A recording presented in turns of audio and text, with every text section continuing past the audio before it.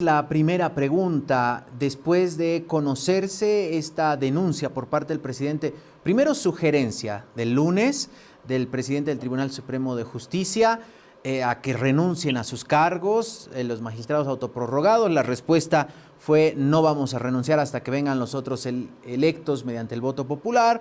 Vino la denuncia presentada ante la Fiscalía, que tiene hasta hoy en la tarde para ver si la admite o no, y la conferencia, el comunicado de la Alianza Libre, y más tarde la conferencia de Hurtado, mencionando que esto pone en riesgo las elecciones. Y la primera pregunta para los tres es: ¿por qué se pondría en riesgo la segunda vuelta si se cesan a los magistrados autoprorrogados? ¿Qué tienen que ver el TCP con las elecciones?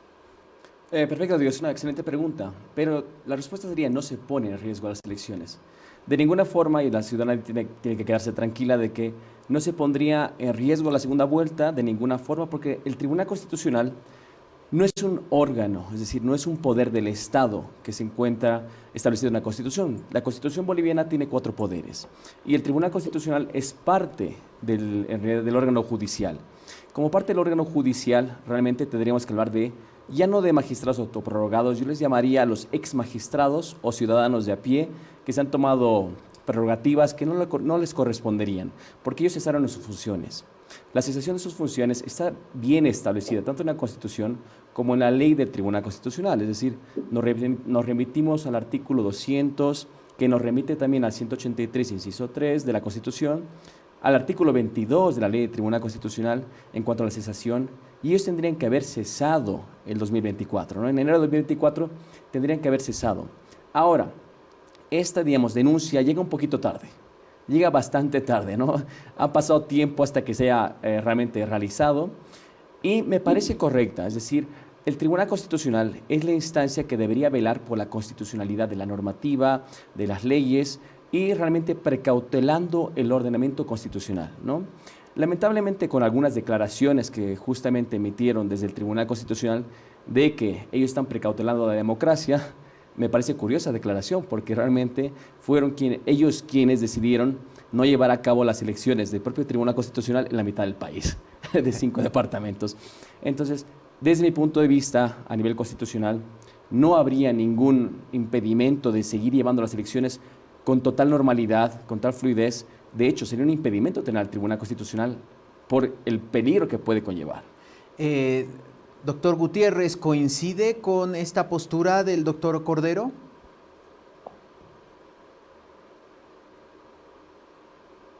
A ver, yo creo que hay que analizar en la especialidad el tema si una denuncia presentada ante el Ministerio Público contra los llamados prorrogados pone en riesgo el balotaje. Lógicamente, vamos a ir a analizar la ley 1970 y la 1173, concretamente el Código Procesal Penal. Si uno presenta una denuncia, tiene que seguir pues una serie de pasos, desde la admisión o la desestimación de una denuncia por el incumplimiento al 285 del procedimiento penal. Entonces, primero pasa por un filtro la denuncia. El problema está ahorita en el Ministerio Público, la Fiscalía Departamental de Chuquisaca, que tiene que analizar si va a admitir o no. Y ese tratamiento lo tienen que hacer como hacen con cualquier otra denuncia.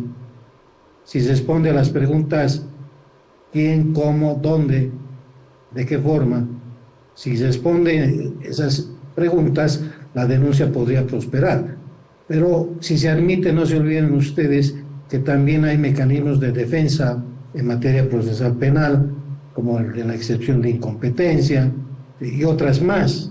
Entonces, por el plazo, en el hipotético caso que les puedan admitir, ¿cuánto dura una investigación? La fase preliminar, por ley, dura 20 días y se puede extender ya a 60 días. Y luego viene la fase preparatoria, que es 6 meses. Aterrizando en la vida del procedimiento penal con la denuncia, pues de ninguna manera puede poner en riesgo el balotaje por el tiempo. Ni modo que la Fiscalía en 2 semanas haga imputación, acusación, los lleven al juicio, eso es inviable. Por lo tanto, las elecciones no están en riesgo, ni siquiera por la denuncia, ni por la actitud de los prorrogados. O sea, yo creo que estamos alarmando mucho a la gente con una denuncia y con otro comentario que dice que se está poniendo en riesgo el balotaje, la segunda vuelta, cuando uno analiza académicamente y ve el código procesal penal, pues de ninguna manera se pone en riesgo aquello. Doctora Salame, si renuncian o son cesados de sus cargos los magistrados, se entraría en un vacío de poder, como dicen, y esto también derivaría en que se ponga en riesgo el proceso electoral. Bueno, Diego, comparto plenamente lo que dicen los colegas, pero además, yéndonos al fondo, así fuera un tribunal legalmente constituido y que por razones de que hay un cataclismo y todos desaparecen, o porque renuncian todos o se mueren, lo que sea, así desaparecería el Tribunal Constitucional, no existiría ningún riesgo para las elecciones. ¿Y por qué? Porque el Tribunal Constitucional no es el que va a administrar el proceso electoral. Más bien, ellos, como prorrogados, son un peligro para que pueda suspenderse la segunda vuelta.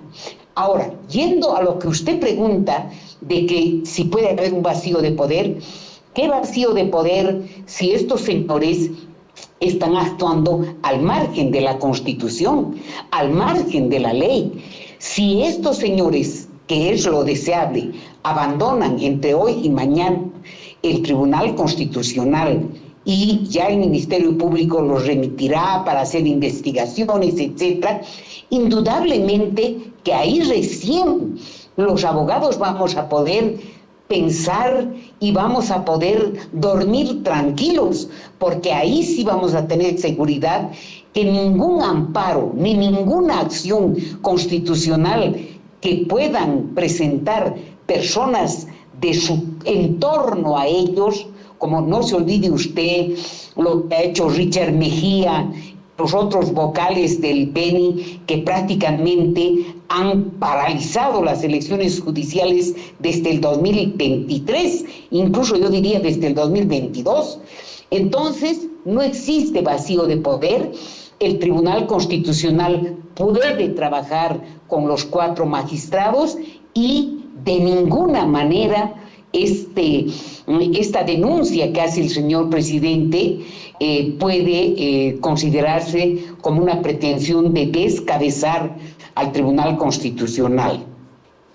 Esta mañana hablábamos justamente con el presidente del Tribunal Supremo de Justicia, Romer Saucedo, a propósito de esta denuncia. Compartimos un retazo de lo que nos mencionaba. Nosotros en ningún momento estamos poniendo en riesgo el desarrollo de las elecciones en la segunda vuelta.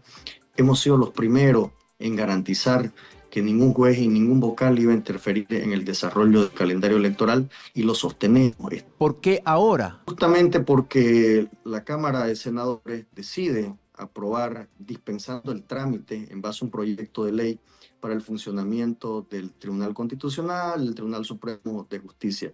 Por eso es que se da en esta circunstancia nuestra posición, porque coincide con ese momento en que la Asamblea está tratando un proyecto de ley. Ellos no son un poder constituido del Estado. Los órganos de poder que reconoce la Constitución son 4, el legislativo, el ejecutivo, el electoral y el judicial. Ellos evidentemente no forman parte del órgano judicial, por lo tanto no corresponde que ellos se autonombren un poder del Estado.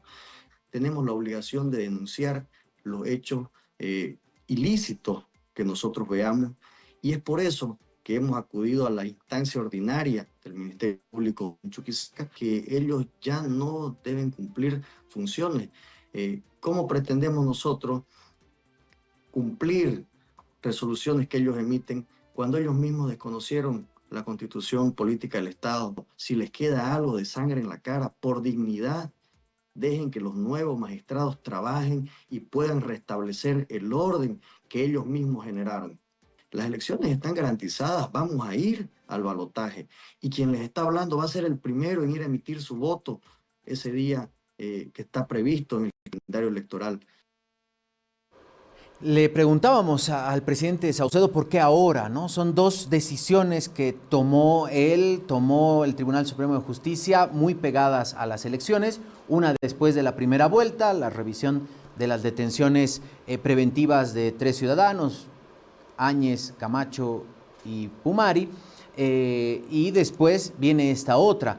Y nos decía por lo que se decidió en el Senado. Ahora voy a volcar el orden y voy a arrancar por la senadora. La anterior semana, senadora Salame, aprobaron un proyecto de ley para cesar a los autoprorrogados y ¿qué? ¿Reordenar el trabajo del Tribunal Constitucional?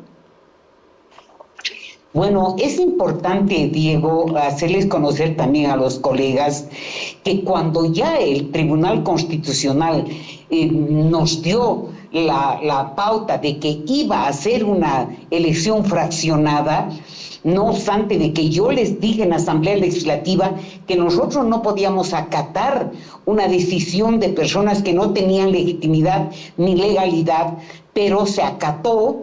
Entonces, ante esa emergencia, yo presenté un proyecto de ley para prácticamente dar una herramienta a los electos, a los que iban a ser electos el 15 de diciembre, para que pudieran desempeñar sus funciones.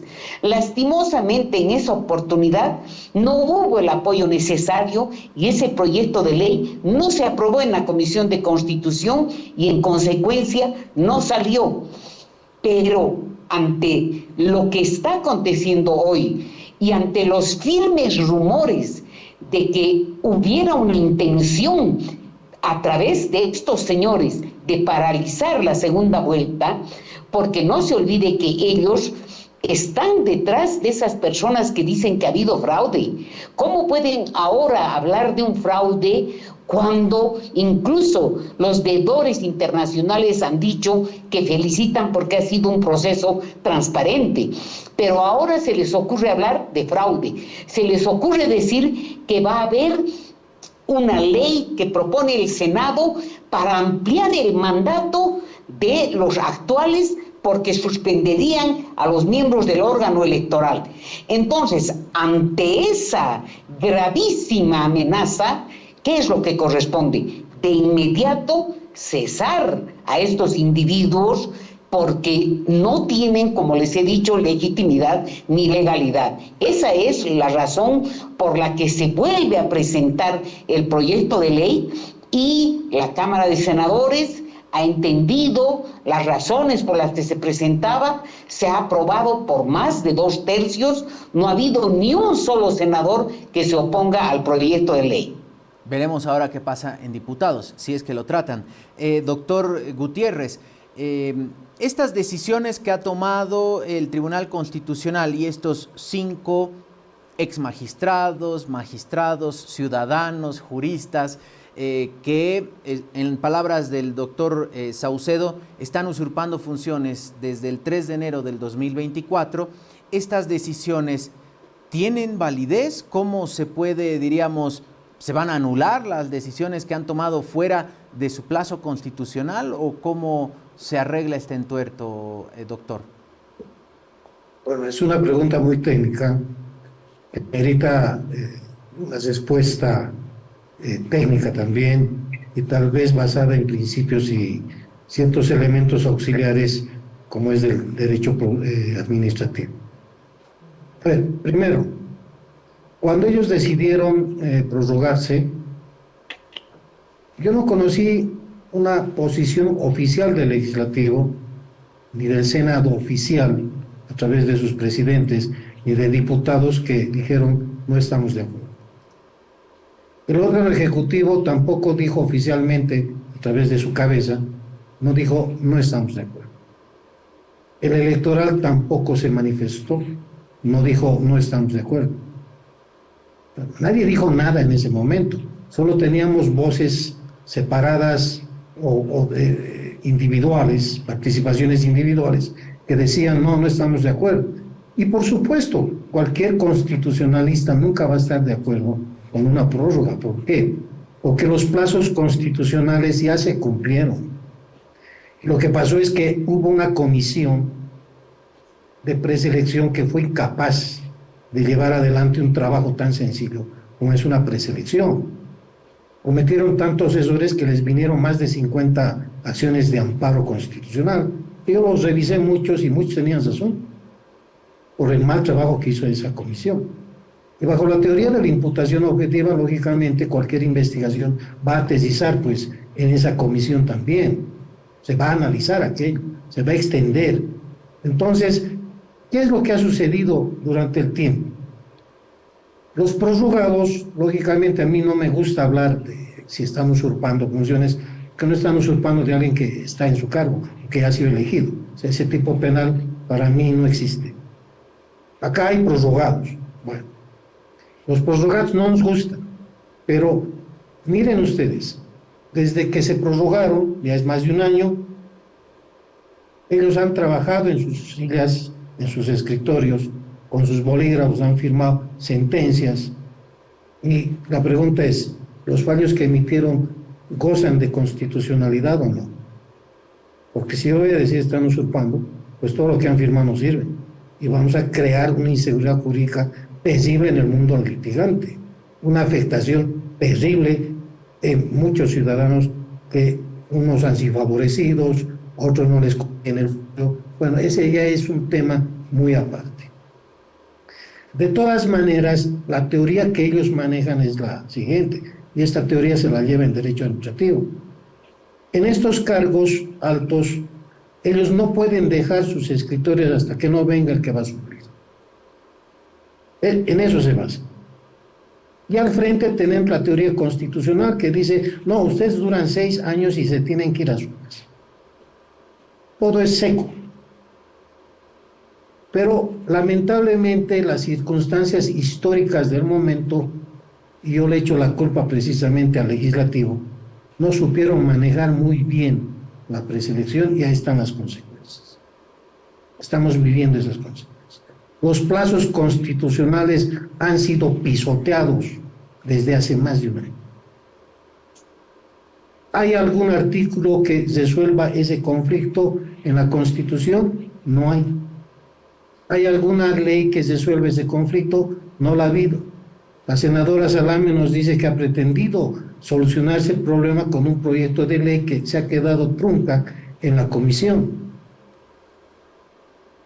Ahora hay otro proyecto de ley que tal vez pueda resolver este conflicto, porque la mentalidad es bipolar de los diputados, de los senadores. Entonces, lo que hay que tomar en cuenta es que, primero, 410 de la Constitución no puede ser vulnerado.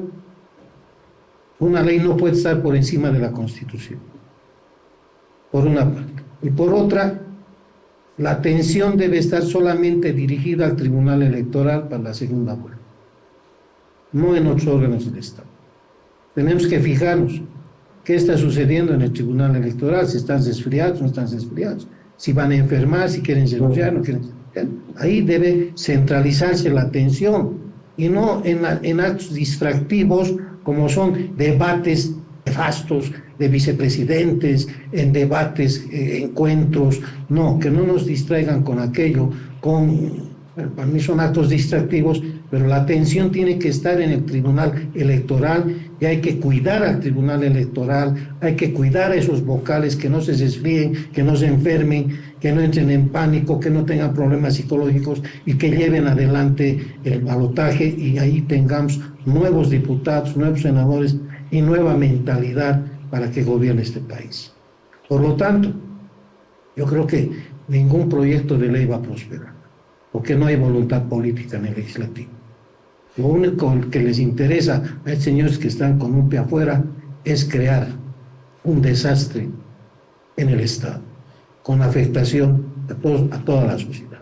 Es lo que les interesa. Ya tienen que irse de una vez a resolver estos conflictos que nos están haciendo tanto daño. Bueno, ahí de repente a lo que decía el doctor Gutiérrez, yo me animaría a introducir el factor del Poder Ejecutivo, ¿no? De qué manera también jugó sus cartas en este proceso truncado de las elecciones judiciales. Es ¿Realmente no hay salida a este conflicto, doctor Cordero, en torno a los plazos y a qué se debe hacer? Hay muchos puntos, Diego. Es decir, primero hablemos de una pregunta que tú tocaste antes brevemente para darle una respuesta. La pregunta era que tú decías, ¿qué pasa con estos fallos que han emitido los magistrados? Por un lado, yo doy una respuesta muy clara. Son anulables. La población debe saberlo, de que evidentemente si una institución, digamos, emite ciertos fallos, emite ciertas opiniones durante un periodo que no le corresponde, directamente son anulables. No son nulos de pleno derecho, pero pueden ser anulables por las personas afectadas. Eso en un futuro. ¿Qué va a traer como consecuencia? Un tsunami de demandas, un tsunami de amparos. El problema está que ningún digamos, candidato en este caso ha hablado de la importancia que tiene la acción de amparo, por ejemplo, y también cómo se ha utilizado en las elecciones, es decir, se ha utilizado como digamos, como la sal para la sopa, para todo, sirve para todo el amparo. Y ahí viene el problema, ¿no? Hemos desvirtuado una acción constitucional de la manera más deplorable que puede hablar, digamos, a nivel general. Entonces, esos fallos podrían ser anulables en un futuro por un tribunal constitucional. Ahora, el tribunal constitucional, lo sabe perfectamente la senadora Salamé, puede trabajar sin ningún problema con un quórum mínimo. Es decir, en el 2007 tuvimos a 2 personas, entre ellas la senadora Salamé, que tuvieron que sobrevivir a presiones políticas enormes, ¿no? Puede existir. Es decir, el tribunal constitucional como tal es una institución que realmente se crea para velar por la constitucionalidad. Perfecto. Pero no es sine qua non de la democracia. Es decir, se crea para precautelar ese ordenamiento, genial. Pero, viendo la sentencia Rivas-Antón de Europa contra España, justamente se menciona, un país tiene la opción de tener un tribunal constitucional. Y yo creo, y soy un fiel creyente, como la senadora Salamé, que debe existir en Bolivia un tribunal constitucional. Es necesario. Ahora, en el futuro, ¿qué puede, digamos, cuál es el papel que tiene el tribunal? Es preponderante. Es decir, lo comentamos en un momento, realmente le compensa digamos, en este caso a Tuto Quiroga, tener un tribunal constitucional que solamente tenga a los 4 cargos electos. ¿Por qué razón? Porque en el futuro, si en caso, por ejemplo, saliese libre como poder ejecutivo, tendremos un poder legislativo de, digamos, oposición, podríamos decirlo, ¿no? Habría pesos y contrapesos. Y el Tribunal Constitucional aquí tendría que dirimir y tendría realmente un peso importante en cuanto a las decisiones futuras. Ahora, si es que en caso el señor Paz sale como electo para el Poder Ejecutivo, tenemos más complicaciones. ¿Por qué? Porque son 2 poderes que tendría un solo partido y evidentemente el Tribunal Constitucional tiene una menor presencia a nivel estatal, ¿no? Esa es la importancia que tiene hoy en día el tribunal. Vamos a ver a futuro cuál es su papel. El papel realmente que debe jugar en cuanto a la constitucionalidad. Pero, digamos, también respondiendo a otra pregunta, la Constitución ya te dice específicamente que cesan, ¿no? Las personas cesan en sus funciones, igual que la normativa, la ley. La ley del Tribunal Constitucional te dice que cesen sus funciones. Ahora, que los magistrados quieran interpretar la palabra cesar de una forma amplísima, es decir, cesar no significa eso, cesar significa continuar en mis funciones. Podría ser, es decir, para interpretaciones hay muchas, pero no podemos tergiversar un verbo de una manera tan escrupulosa y, como te decía antes, ellos ya no son exmagistrados, para mí son exmagistrados, ya no son magistrados prorrogados, no, son ciudadanos comunes. ¿Y cómo podemos solventar esto? ¿Cuál podría haber sido la solución en su momento, no? En su momento tendría que directamente, en este caso, la policía, una vez que una persona cesa sus funciones, la seguridad te dice, tú ya no puedes pasar, tú ya no eres parte de la institución, tú ya no tienes ese cargo público. Es como si yo ahora mismo quisiera entrar al despacho del presidente del Tribunal Constitucional y decir, este es mi cargo. La policía me va a tener que decir, señor, usted no tiene ni las credenciales, no tiene aquí el permiso de acceso. Eso debería haber pasado. El día que cesaron, dejar que esas personas no entren. Es decir, que vamos a impedir que esas personas entren al Tribunal Constitucional, porque ya no son un cargo. Dejaron de estarlo en su momento, ¿no? Entonces ahí viene un poco esa disyuntiva entre lo que está pasando hoy en día, lo que debería haber pasado y evidentemente la experiencia que tenemos del pasado. La senadora Salamé tiene toda esa experiencia de lo que es un tribunal que realmente no tiene un quórum, ¿no? Pero que sigue trabajando.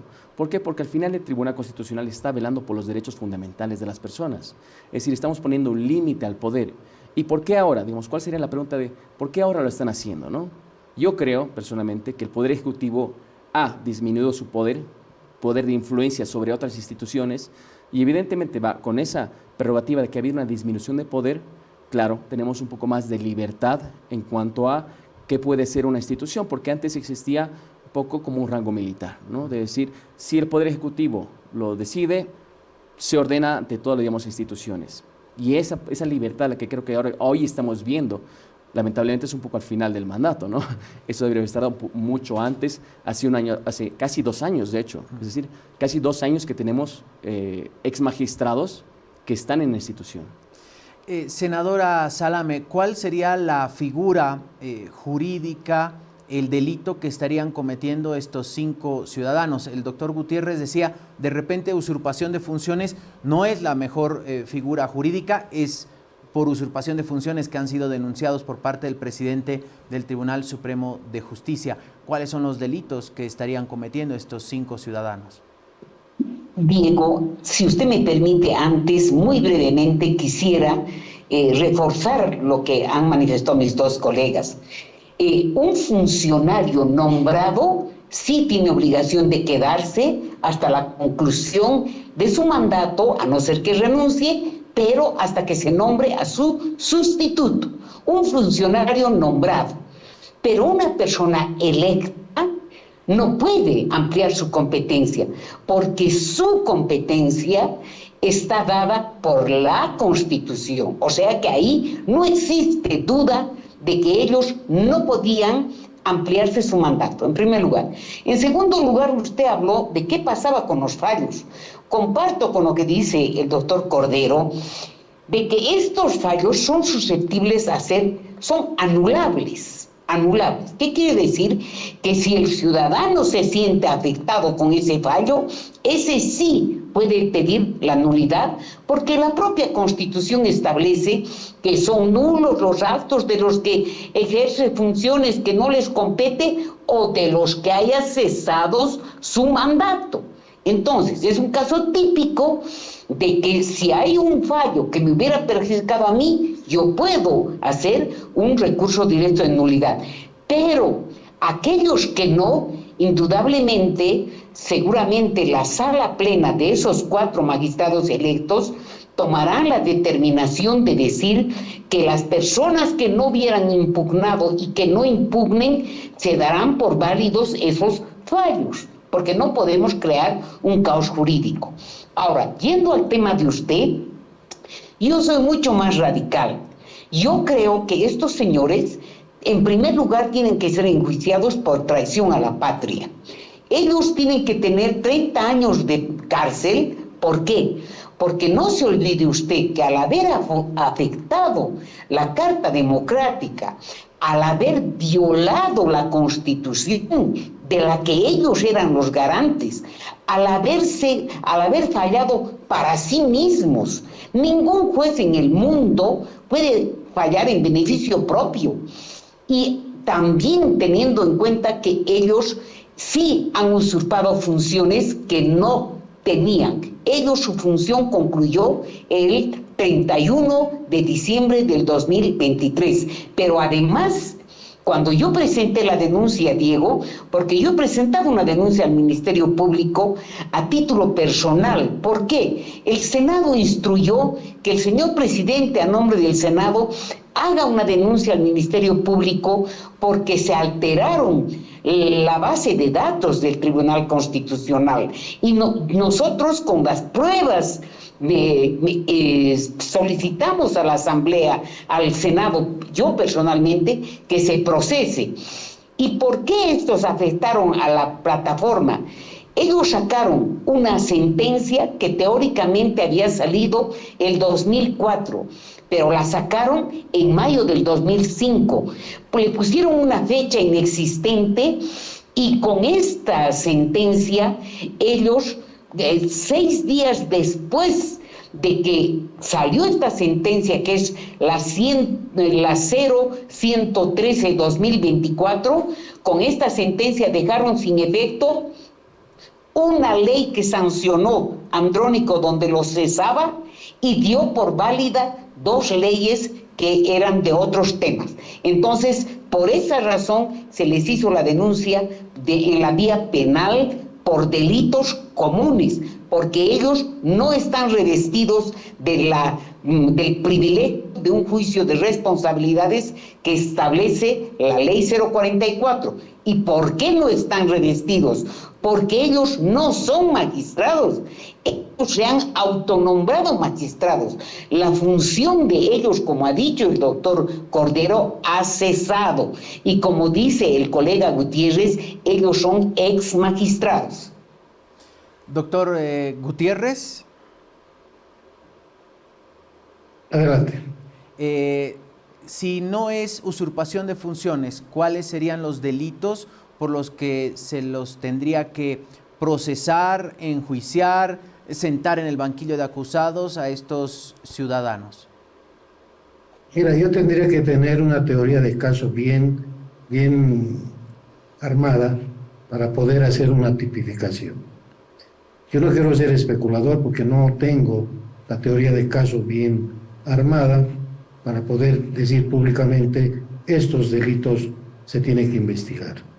No te podría decir en este momento, eres responsable, yo solamente estoy para analizar una denuncia del magistrado que ha presentado recientemente ante el Ministerio Público su denuncia, y para poder decir este delito han cometido, yo tengo que tener las evidencias en mi escritorio, tengo que tener la teoría del caso, mi estrategia, y poder decir con toda solvencia, estos son los delitos que se han cometido. Y como te dije anteriormente, si yo voy a investigar a los prorrogados y tener esa solvencia de tipificarles un delito, no solamente a ellos los tendría que enjuiciar.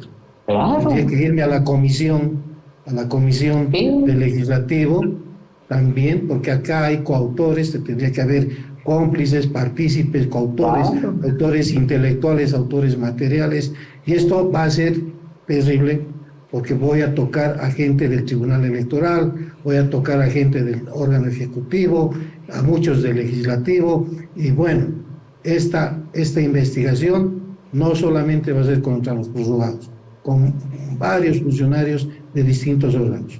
Entonces, porque ese es el principio de verdad material, ¿no es cierto? No puedo yo ser selecto y decir solo a ellos, y los otros que se sirvan bendiciones. No, esto amerita un criterio uniforme, integrador, amplio, para poder plantear una verdadera imputación objetiva, ¿no? Y para eso necesitamos un tribunal constitucional nuevo, idóneo, no solamente para que controle el cumplimiento de la Constitución, sino para que controle también pues, las propuestas de los dos partidos políticos, porque yo he escuchado propuestas que son inconstitucionales y que van a meritar pues, ir al Tribunal Constitucional. O sea, vean ustedes, si yo voy a querer cambiar la Constitución en mi proyecto político, yo digo voy a cambiar la Constitución, mi modelo de Estado es este, y ese modelo de Estado tiene cosas que van contra la Constitución. ¿Quién va a resolver? Un tribunal constitucional, lógicamente. Entonces ahí puedes ir identificando quienes pueden estar alegres de que no haya un tribunal constitucional u otros que sí necesiten un tribunal. Entonces yo creo que los próximos días nos va a aclarar la situación, vamos a tener ya algo más objetivo de cuál es el interés en tener o no un tribunal constitucional o tener más prorrogados por más tiempo o no. Ahorita es prematuro, hay que esperar más días, pero repito, hay que cuidar a los miembros del Tribunal Electoral. Ahí tiene que estar la atención y toda la sociedad debemos cuidar ese tribunal para que se lleve a cabo el balotaje.